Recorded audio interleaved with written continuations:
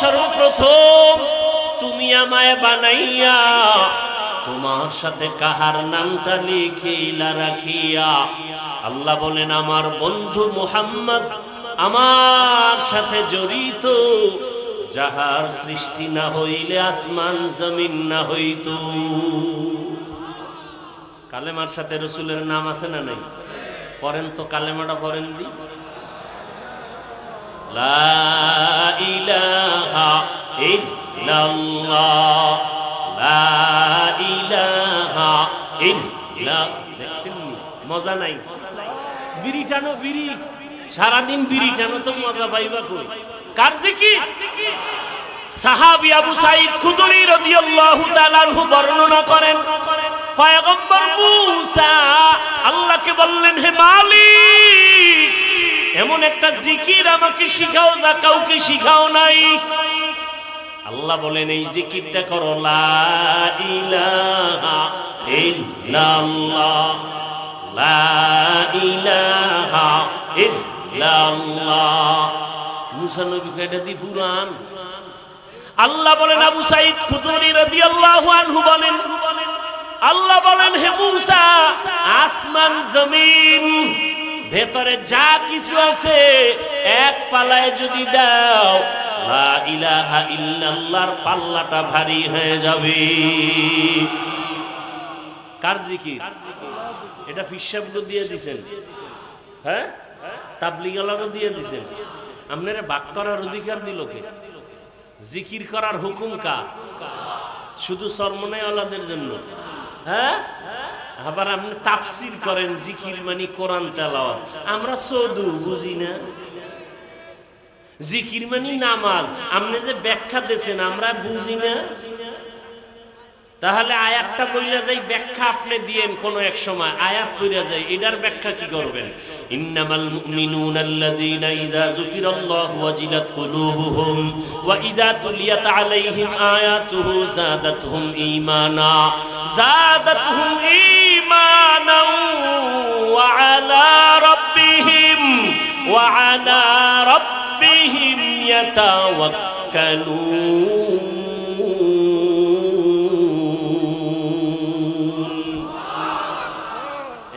কি কইছে? মুমিনের পরিচয় কি? ইযা যুকিরাল্লাহু ওয়াজিলাত কুলুবুহুম, যখন আল্লাহর জিকির করা হবে তখন কলবে ঝালঝালা শুরু হবে।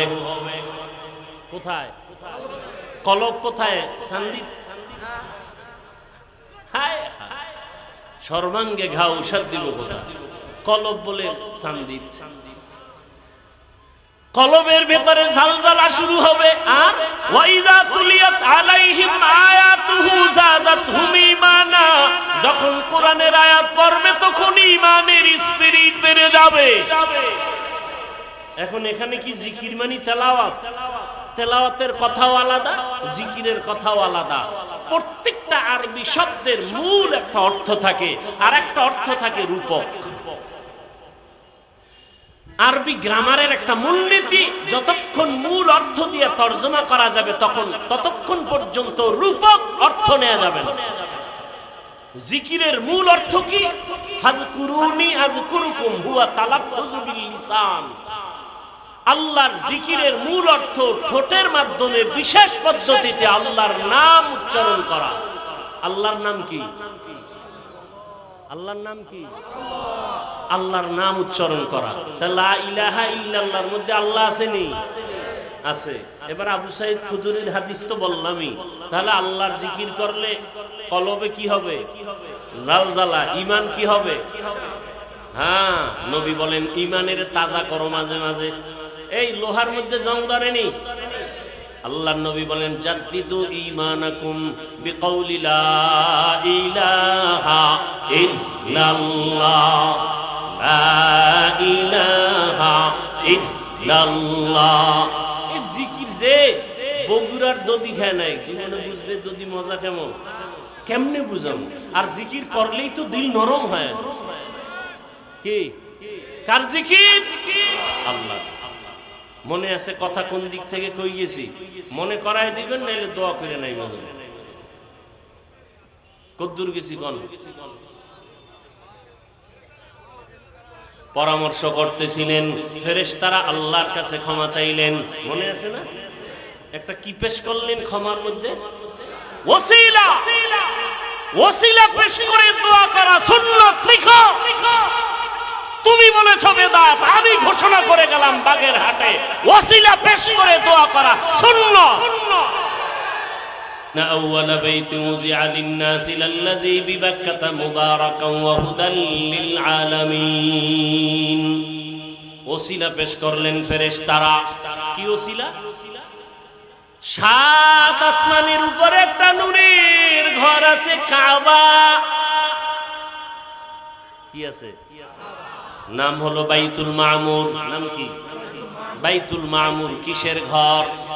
নূরের। নূরের কিসের? নূরের কাবা। ফেরেশতারা ওটাকে তাওয়াফ করে। মুফাসসিরিনে কেরাম বলেন প্রত্যেকটা আসমানে এক একটা বাইতুল মামুর আছে, কাবা আছে। ফেরেশতাদের কাবা কিসের বানানো? নূরের বানানো। ওই সাত আসমানের উপরের কাবা মুহূর্তে মুহূর্তে ৭০,০০০ রহমতের ফেরেশতারা একসাথে তাওয়াফ করে। একবার যারা সুযোগ পাবে কিয়ামত পর্যন্ত আর সিরিয়ালে তাদের সুযোগ হবে না। এই হিসাবটা মিলায় দেখেন ফেরেশতা বানাইছেন আল্লাহ কত সীমাহীন। প্রত্যেক মুহূর্তে একসাথে কত হাজার, আর সুযোগ পাবে দ্বিতীয়বার। তাহলে এভাবে চলতে থাকবে কিয়ামত পর্যন্ত। এবার বুঝেন ফেরেশতা কি পরিমাণ আল্লাহর বানানো। আল্লাহর কাছে বললেন, হে মালিক, মেহেরবানি করে ওই তাওয়াফ করি তোমার দরবারে মুহাব্বতের সাথে। ওই তাওয়াফকে ওসিলা বানাইয়া ক্ষমা চাই, মেহেরবানি করে ক্ষমা করে দাও। মুফাসসিরিনে কেরাম বলেন আল্লাহ তাআলা ফেরেশতাদের বললেন, আরে গুনাহ করার মধ্যে কোনো স্পিরিট তোমাদের অন্তরে নাই, গুনাহ চিনোই না। সেক্ষেত্রে যদি তোমরা আবার তাওয়াফের ওসিলা বানায় ক্ষমা চাও, আমি যাদের শ্রেষ্ঠ জাতি দুনিয়ায় বানায় পাঠাবো, চাইলেই তো গুনাহ করতে পারবে, চাইলেই তো নেক আমল করতে পারবে। ওদের তো একটা আমলের ওসিলা বানায় দেওয়া লাগবে ক্ষমার জন্য। আল্লাহ কয়, জিবরাইল যাও পৃথিবীর মধ্যখানে একটা কাবা ঘর বানাও, আর এর তাওয়াফের ওসিলা দিয়া যারা ক্ষমা চাবে, ক্বালান নবিয়্যু সাল্লাল্লাহু আলাইহি ওয়া আলিহি ওয়াসাল্লাম, মান হাজ্জা লিল্লাহ ফালাম ইয়ারফুজ ওয়া লাম ইয়াফসুক রাজা'a মিন যুনুবিহি কা ওয়ালাদাতহু উম্মুহু। নবী বলেন যারা বাইতুল্লাহ জিয়ারত করে বের হবে, বাচ্চা যেমন নিষ্পাপ মায়ের গর্ভ থেকে আসে, প্রত্যেকটা জিয়ারত করনেওয়ালা হাজীকেও নিষ্পাপ বাড়ি ফিরায় দিব। বাইতুল্লাহ এখনো বানায় নাই। আল্লাহ কয়, জিবরাইল যাও, এই জায়গাটা নির্দিষ্ট করে দিলাম, এখানে ঘর হবে বাইতুল্লাহ। ইন্না আউওয়ালা বাইতু উযিআ লিন-নাস, মানুষের ক্ষমার জন্য। কার জন্য ঘর? মানুষের হেদায়েতের ঘর, ইবাদতের ঘর, না বসবাসের ঘর? কি বাইতুল্লাহ কি বসবাসের ঘর না হেদায়েতের ঘর? বসবাসের ঘর কই? হেদায়েতের ঘর আসছে, বসবাসের ঘর নাই কেন? আল্লাহ বুঝায় দিলেন, দুনিয়াতে যেই শ্রেষ্ঠ জাতি পাঠাবো, এদেরকে আমি বসবাসের জন্য পাঠাবো না, এদেরকে পাঠাবো ইবাদতের জন্য। ইবাদতের ঘর আগে বানায় দিলাম। দুনিয়াতে মানুষ করবা ইবাদত, বিনিময়ে আরামে ঘুমাইবা, সে জায়গা হলো জান্নাত। বেহেশত আযা কে আজারে নবাশত, কাসে রাবা কাসে করে নবাশুত। বাইতুল্লাহ কেন বানাইলেন? তার একটা কারণ মনে আছে আমার কথা। এক নাম্বার কথা হজ কি, দ্বিতীয় কথা হজ কেন, কেনর এক জবাব হলো জন্মভূমির টান, জন্মভূমির টান। দুই নাম্বার হজ কেন? রহমতের সেন্টার, রহমতের। তিন নাম্বার হজ কেন? বলে আল্লাহর কাছে নাজাতের ওসিলা। নাজাতের কয়টা হইল কথা? হজ কেন? রহমতের। ওই যে একটু আগে বলছিলাম না, রহমতের সেন্টার। মুহূর্তে মুহূর্তে কয়টা রহমত অবতীর্ণ হয়? 120টা, মনে আছে না? দুই নাম্বার কথা জন্মভূমির টান। আমগো আব্বা জানের জন্ম ওই জায়গার মাটির চামড়া দিয়া, মনে আছে না? তাহলে বাবার জন্মের প্রতি ওখানে জন্মস্থানে একটা টান আছে না নাই?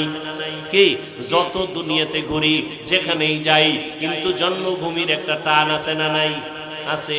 আমার বাড়ি কুয়াকাটা, ওখানে বছরে একবার হলেও যাই, মন চায় কথায় কথায় জন্মভূমির কথা আমরা বলি। কি এখন ভোগবিলাসে আরামে শহরে বিল্ডিং উঠায় এসিতে ঘুমাই, কিন্তু সেই জন্মকালের যে স্মৃতিগুলো ভুলে গেছি। এই বৃষ্টি হচ্ছে, ছোটকালের কথা মনে পড়ছি, বৃষ্টিতে কত দৌড়াইলাম, কত ভিজলাম। এখন যদি একটু পারতাম দৌড় দিতে, মানুষে তো আলগি দিয়া সব উড়ে ফেলাই, দৌড় দিছি এটা একটা ছবি তুইরা ফেলাইছি। আর সে সময় তো লঙ্গি ছাড়া দৌড়িস। কি সে আনন্দ, আরামে আছি, খাইতেছি, কিন্তু সেই যে একটা তৃপ্তি, স্মৃতি, এটা চাইলো আর পারি। জন্মকালের সেই কথা, জন্মভূমির সেই ইতিহাস স্মৃতির পাতায় পড়ে আছে, মনে চাইলেও পারি না। জন্মভূমির টান ওই বাইতুল্লাহ বাক্কা নগরীতে, আল্লাহর ঘর। আল্লাহ তাআলা বলেন ওখানে গেলে আল্লাহর অনেক নিদর্শন আছে, ফিহি আয়াতুন, অনেক নিদর্শন।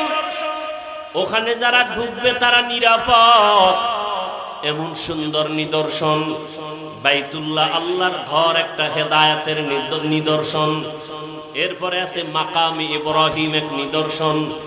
প্রথমেই বাইতুল্লাহ নির্মাণ করছেন ফেরেশতা, এরপরে নির্মাণ করেছেন পয়গম্বর আদম। কে? এই ভারতের বিরোধিতা করি না আমরা কেন? ভারত কাগদেশ মিয়া, ইতিহাস জানেন না? ভারত এমন একটা বরকতের দেশ, পৃথিবীর ইতিহাসে ভারত ওই জমিন যেখান থেকে পৃথিবীর ইতিহাসে প্রথম হজ শুরু হয়েছে, বাইতুল্লাহ হজ ভারত থেকে।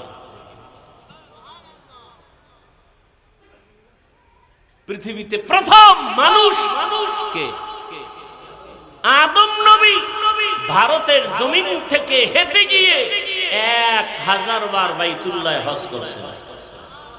1000 বার বিমানে, স্টিমার, কেমনে, কয়বার? 1000 বারের মধ্যে 300 বার করেছেন বড় হজ, 700 বার করেছেন উমরাহ। কয়শো বার? 700 বার করেছেন উমরা। কোথার থেকে? হেঁটে গিয়া। ভারতের ঘৃণা করেন কেন মিয়া? স্কুলের ছেলে চুরি করছে, ওরে জতমের মতো জুতার বাড়ি দাও, স্কুলকে খারাপ বলো কেন? কথা বলে না। ভারত থেকে নাপাক দূর করো। ভারত তো ওই জমিন যেই ভারতের রাজধানী দিল্লিতে আজও দাঁড়িয়ে আছে মুসলমানের ঐতিহ্য কুতুব মিনার। তুমি ভারতকে ঘৃণা করো কেন? বরং কোমরে গামছা বেঁধে রেডি হও, ভারত আমার দেশ, আমার দখল করে নিতে হবে আবার। ভারতের কথা শুনলেই চুলকানি। কি আমি যে কয়টা কথা বললাম বানায় বলছি? কি মনে হয় আমরা ভারতের দালাল? হ্যাঁ, কি আজীব কথা, পাগলের পাগলামি। মোগলদের ইতিহাস জানানো ভারতে, গোটা দুনিয়াতে ইসলামের যত আলো জ্বলে, লিখো রাজনীতির ময়দানে যত ইসলামের খেদমত চলে, দাওয়াত ও তাবলীগের লাইনে ইসলামের যত খেদমত চলে, পীর মুরিদের লাইনে যত ইসলামের খেদমত চলে, সব ইসলামের খেদমতের গোড়া দেওবন্দ ভারত। আর ভারতের নাম শুনলেই কয় দালাল। আমাদের রক্ত ঈমান ওখানে ঢুকানো। গোটা দুনিয়াতে ইসলামের খেদমত চলে, এর পাওয়ার হাউস কই? কোথায়? কোথায়? দেওবন্দ। একটা মায়ের সন্তান দুঃসাহস নাই দেওবন্দীদেরকে ওভারটেক করে নতুন ভাবে কোন ইসলামের বাতি জ্বালাবে, কথা বলবে, সাহস নাই। মোগলদের ইতিহাস ভারত, কুতুব মিনার দাঁড়ানো ভারত, দিল্লির শাহী জামে মসজিদের খতিব শাহ ওলিউল্লাহ মুহাদ্দিস দেহলভী, সেখানে নামাজ পড়ে আসছি। হাজী ইমদাদুল্লাহ মুহাজির মক্কি তরিকাতের লাইনে রশিদ আহমদ গঙ্গুহি কোথায়? ভারতের কথা বলা যাবে না। রেডি হও, ভারতকে দখল করতে হবে, এটা আমার বাবার দেশ। কার দেশ? আমার বাবাকে কে কে? ভারতের পূর্বের নাম কি জানেন? পাক ভারত উপমহাদেশে বাংলাদেশ যখন হয় নাই, কি নাম? যখন বাংলাদেশ হয় নাই, পাকিস্তান হয় নাই, তখন পুরাটা কি নাম ছিল? হিন্দুস্তান। আরে কি নাম ছিল? হিন্দুস্তান কার নামের উপর হয়েছে তা জানেন? নূহ নবীর এক সন্তানের নাম হিন্দ। খবর নাই? পৃথিবীতে নূহ আলাইহিস সালাম, আদম আলাইহিস সালাম আসার বিদায়ের 1200 বছর, 600 বছর পরে নূহ নবী পৃথিবীতে আসছেন। 600 বছর পর, 1200 বছর পরে, 6 আবার 600 বছর পরে নূহ আলাইহিস সালামের যুগে প্লাবন চলে আসলো। কিচ্ছু ছিল না দুনিয়াতে। ওই নূহ নবীর আল্লাহ কি বানাইতে কইছিলেন? কিস্তি। বাংলায় কি না? আজকে থেকে তওবা করেন, নৌকা বলবেন না। আওয়ামী লীগের নৌকা নেই। আচ্ছা বলেন তো, নৌকা কত বড় হয়? 50,000 লোক বসতে পারে? 500, 100?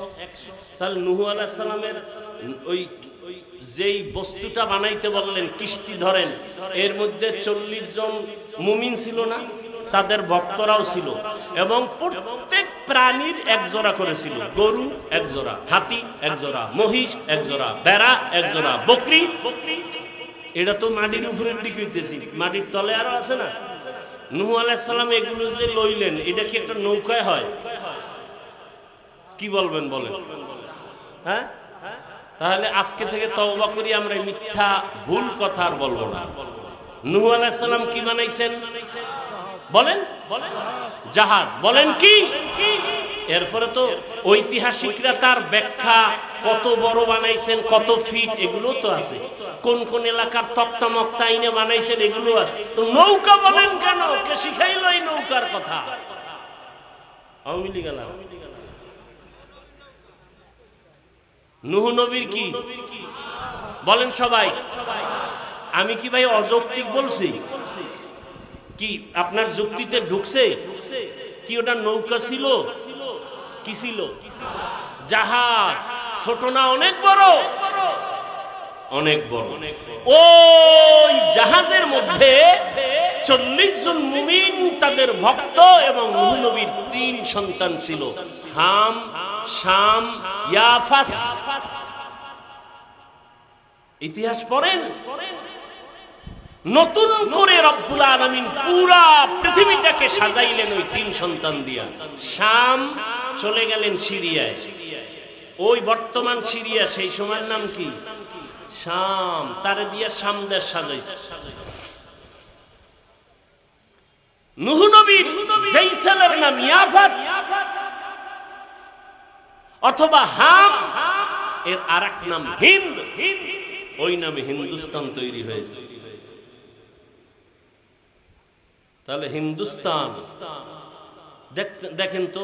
এজন্য নূহ নবীকে বলা হয় আবুল বাশারে সানি, দ্বিতীয় আদি পিতা। দ্বিতীয়, প্রথম আদি পিতাকে পৃথিবীতে নতুন করে আবার পুরো পৃথিবী সাজলো কার সন্তানের দ্বারা?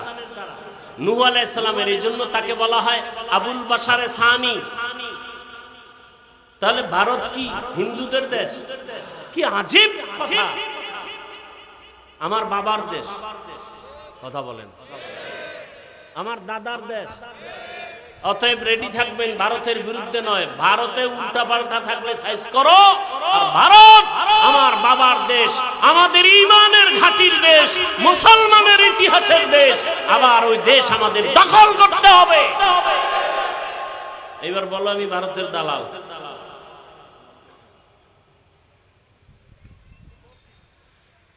কি বয়ান লইলাম, 4-5 দিন বিছনায় হুইয়া থেকে আইসা।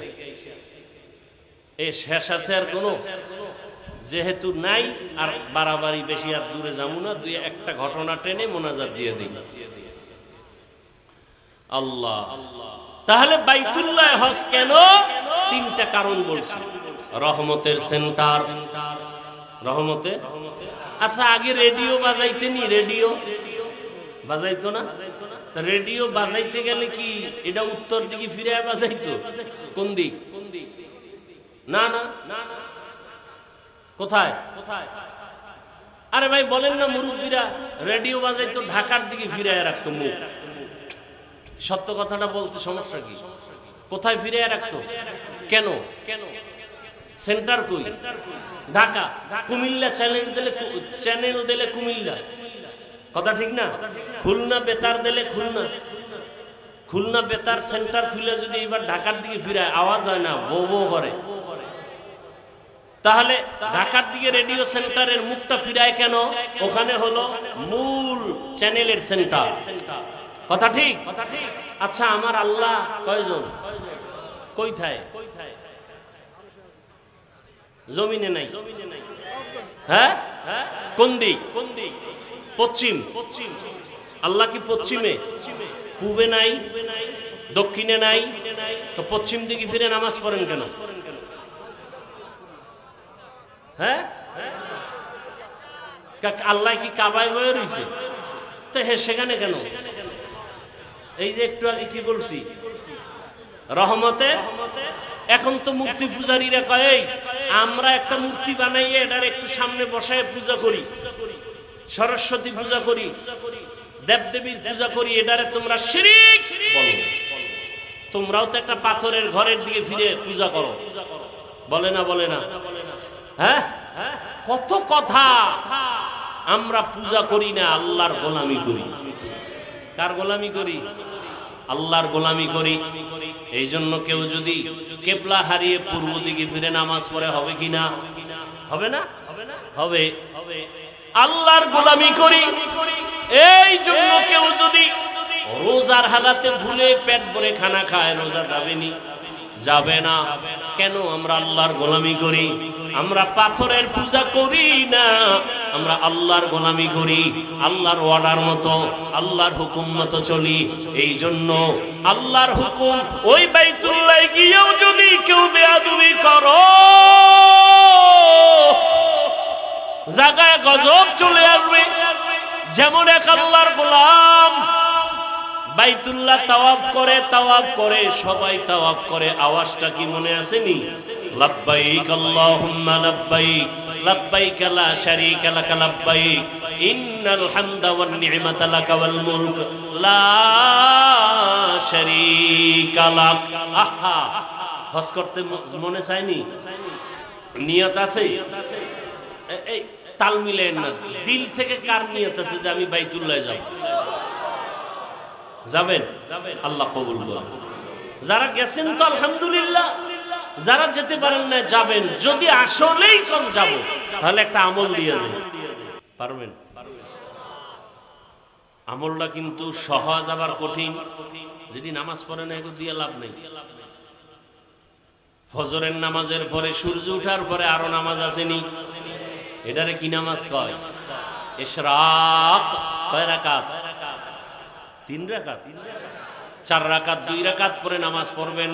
আমি ইসলাম দিয়া যাব, দিল থেকে মহব্বতের সাথে বলছি, এটা একটা মুজাররাব আমল। যদি কেউ ইশরাকের 4 রাকাত নামাজ প্রতিদিন আদায় করতে পারেন, আপনার বাইতুল্লাহ জিয়ারত ছাড়া মরণ হবে না। তার মানে ফজর বাদ দিয়া?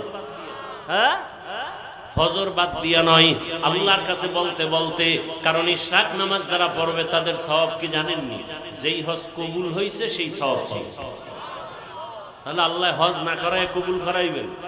হ্যাঁ, আরো কথা আছে বাইতুল্লাহর হিসাবে, কত মজার মজার কথা বলার সময় নাই। ওই আল্লাহর বান্দারা তাওয়াফ করে লাব্বাইকের।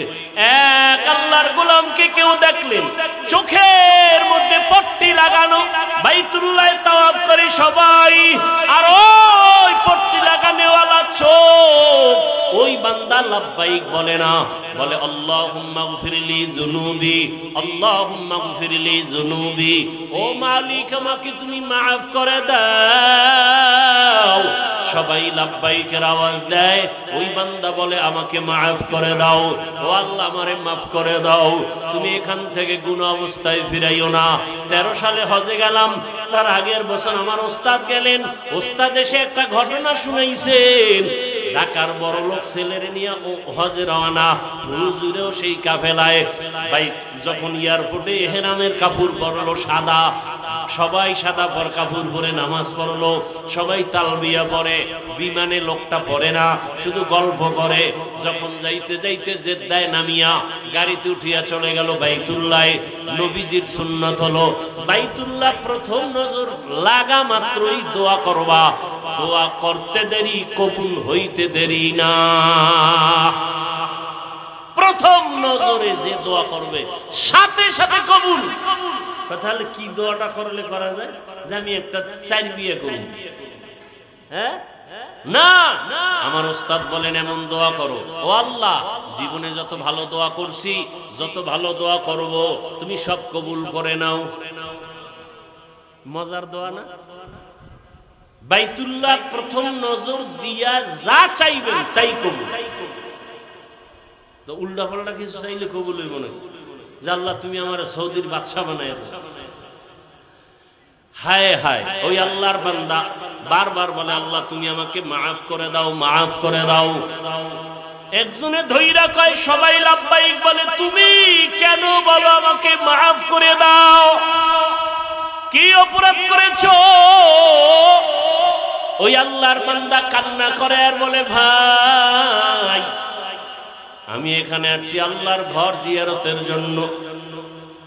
আমি এখানে আইসা বাইতুল্লাহর চারপাশে একটা কঠিন পরীক্ষা চলে। ডানেও নারী, বামেও নারী, সামনেও নারী, পেছনেও নারী। ওদিকে সামনে আল্লাহর ঘর, কত কঠিন পরীক্ষা। ডানেও নারী, কেউ চেহারা খোলা। এই এহরাম অবস্থায় চেহারা খোলা রাখবে ঠিক, কিন্তু নারীরা পুরো খোলা রাখবে না। এখন তো আমাদের দেশে ক্যাপ আছে না, চেহারা ঢেকে রাখতে হবে। তার মানে চেহারা কাপড় লাগানো যাবে না, দূরত্ব বজায় রেখে ঢেকে রাখতে হবে। বাঙালি সুযোগ একটু পাইলে তিলের তাল বানায়, পুরা চেহারা খুলে। পর্দা কত কঠিন জিনিস চিন্তা করতে পারেন? চেহারা ফুল খোলা যাবে না, কাপড় লাগবে না চেহারায়, ঠিক আছে, কিন্তু দূরত্ব বজায় রেখে কাপড় রাখবে, পর্দা রক্ষা করতে হবে। আল্লাহর বান্দা বলে এমন এক কঠিন পরীক্ষা চলে, ডানেও নারী, বামেও নারী, সামনে পেছনে নারী। এর মধ্যে আবার আল্লাহকে ডাকতেছি লাব্বাইক লাব্বাইক আল্লাহুম্মা লাব্বাইক। ওদিকে সামনে আল্লাহর ঘর, 120টা রহমত অল টাইম ওখানে অবতীর্ণ হয়। হঠাৎ আমার নজর একটা বেগানার দিকে পড়ে গেল, এমন ভাবে পড়ে গেল, এমন সুন্দরী রূপসী নারী ধ্যান অন্তরে চলে আসলো। শয়তান আমাকে ধোঁকা দিল। হঠাৎ করে একটা আমি আওয়াজ পাইলাম, আমার চেহারার উপরে কে যেন একটা থাপ্পড় মারলো। সাথে সাথে আমি বেহুশ হয়ে গেলাম। বেহুশ হয়ে উঠা আমি হুশে আসার পরে দেখি আমার চোখের মধ্যে কোনো পাওয়ার নাই। আমার ভয় লেগে গেল, আমি তাকায় কিছুই দেখি না, চোখ ব্যথা। এক পর্যায়ে অপারেশন করলাম, চোখ দিয়ে কোনো পাওয়ার নাই, দেখতেও পারি না। এখন আমি হজে আইসা আল্লাহর মোহাব্বতের জায়গায় অপরাধ করে ফেলেছি। আমারে মাওলা যদি এখান থেকে ক্ষমা করে না দেন, আমার এই জীবনের কোনো মূল্য নাই। আমি এজন্য আল্লাহর কাছে ক্ষমা চাই। আল্লাহুম্মা গফিরলি যুনুবি। ও এলাকার মা বোনেরা, যুবক বাবারা, নবীজি বলেন যারা বাইতুল্লাহ গিয়া হজ করার সমর্থন আছে করো, যদি না পারো তোমরা আল্লাহর ঘর মসজিদে যাও। গরিবরা জুমার দিন গিয়া নামাজ আদায় করো, আল্লাহর ঘর মসজিদে গিয়া আল্লাহর মোহাব্বতে সুন্দরভাবে সুন্নত আদায় করে নামাজ পড়ো। আল্লাহ তাআলা হজের বরকত তোমার আমল নামায় দিবে। শুধু তাই না, হজের সময় হাজী সাহেবরা নখ কাটতে পারবে না, মোষ কাটতে পারবে না, চুল কাটতে পারবে না, সাবান লাগায় গোসল করতে পারবে না, এরপরে জামা কাপড় ধুইতে পারবে না, আতর লাগাইতে পারবে না। ভালো করে সাবান ব্যবহার করা নিষেধ। ও গরীব, তুমি যদি কোরবানি দিতে যাও, হজ করতে যেতে পারো নাই, তাদের মতো তুমিও জিলহজ মাসের 1 তারিখ থেকে হাজীদের নমুনায় চলো। নখ কাটিও না, মোছ কাটিও না, তুমি চুল কাটিও না। যদিও তোমার হজ ফরজ না, কিন্তু তাদের সাদৃশ্য যদি হয়ে থাকো, হজ যদিও ফরজ না, তবে আল্লাহ ওই বরকত তোমাকেও দান করবেন। জিলহজ মাসের 1 তারিখ থেকে আঙ্গুলের নখ কাটা যাবে না, হ্যাঁ, এরপরে তোমার চুল কাটা যাবে না, মোছ কাটা যাবে না। ছোট বাচ্চাকেও যদি এমন রাখতে পারেন, সওয়াব পেয়ে যাবেন, সওয়াব, বরকত থেকে বঞ্চিত হবেন না। অতএব অনুরোধ করে বলছি, আল্লাহর কাছে দোয়া করেন। ওই বাইতুল্লাহ বড় দামি একটা ঘর, যেখানে গিয়ে তাকাইলে দোয়া কবুল, যেখানে গেলে চোখের পানি ধরে রাখা যায় না। আল্লাহর কাছে দোয়া করেন, চোখের পানি ছেড়ে হে মালিক, ওই বাইতুল্লাহ জীবনে একবার হলো যাওয়ার তৌফিক দাও। জীবনে নামাজ ছাড়া যাবে না, ওই বাইতুল্লাহ যেতে হলে ইশরাক ছাড়া যাবে না, গুনাহ করা যাবে না। একদিন না একদিন আমার আল্লাহ কুদরতের দ্বারা ওই বাইতুল্লাহে পৌঁছায় দিবে। কত বড় লোক টাকা আছে যেতে পারে না, অথচ কত গরিবরা পর্যন্ত বাইতুল্লাহে হজ করে আসে, ওমরা করে আসে। আল্লাহর কাছে দোয়া করেন, আল্লাহ পাক সবাইকে বাইতুল্লাহর জিয়ারত নসিব করেন, নবীর মুলাকাত দান করেন, সুন্নতের আমল অনুযায়ী চলেন। ও আমার যুবক বাবারা, তোমার মতো কত যুবক বাইতুল্লাহে যায়, দেখো ওখানে মদিনার খেদমত করে, বাইতুল্লাহর হেরেমে খেদমত করে, ভাগ্য কত তাদের ভালো।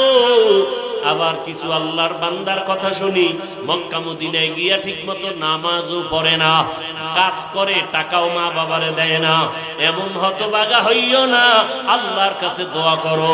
জীবনে গুনাহ তো কম করো নাই, দাড়ি কম কাটো নাই, বেপরদায় কম চলো নাই, মোবাইলে গুনাহ কম করো নাই। এখন থেকে তওবা করে নাও, আর দাড়ি কাটবা না, নামাজ ছাড়বা না, বেপরদায় চলবা না। মা বাবার দোয়া, শিক্ষকের দোয়া, উলামায়ে কেরামের দোয়া পরামর্শ নিয়া নবীজির সুন্নাত অনুযায়ী চলবা। পর্দার আড়ালের মা বোনেরা আল্লাহর কাছে দোয়া করেন, একটা নেককার সন্তানের মা বাবা হয়ে কবরে যাবেন। ডাক্তার হবে নেককার, ইঞ্জিনিয়ার হবে নেককার, প্রফেসর হবে নেককার। ডাক্তার হলেও নামাজ ছাড়বে না, কোরআন তেলাওয়াত ছাড়বে না, মা বাবার জন্য খেদমত করতে ভুলবে না।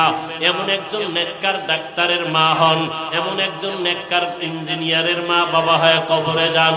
আল্লাহর কাছে অন্তর ভরে দোয়া করবেন, একজনের আমিন কবুল হলে সবারটা কবুল হয়ে যাবে। আয় আল্লাহ, মেহেরবানি করে আমাদের সবাইকে আপনার গোলাম হিসাবে কবুল করে নেন, আমিন। আলহামদুলিল্লাহি রাব্বিল আলামিন, ওয়াসসালাতু ওয়াসসালামু আলা সাইয়্যিদিল আমবিয়া ওয়াল মুরসালিন ওয়া আলা আলিহি ওয়া আসহাবিহি আজমাইন।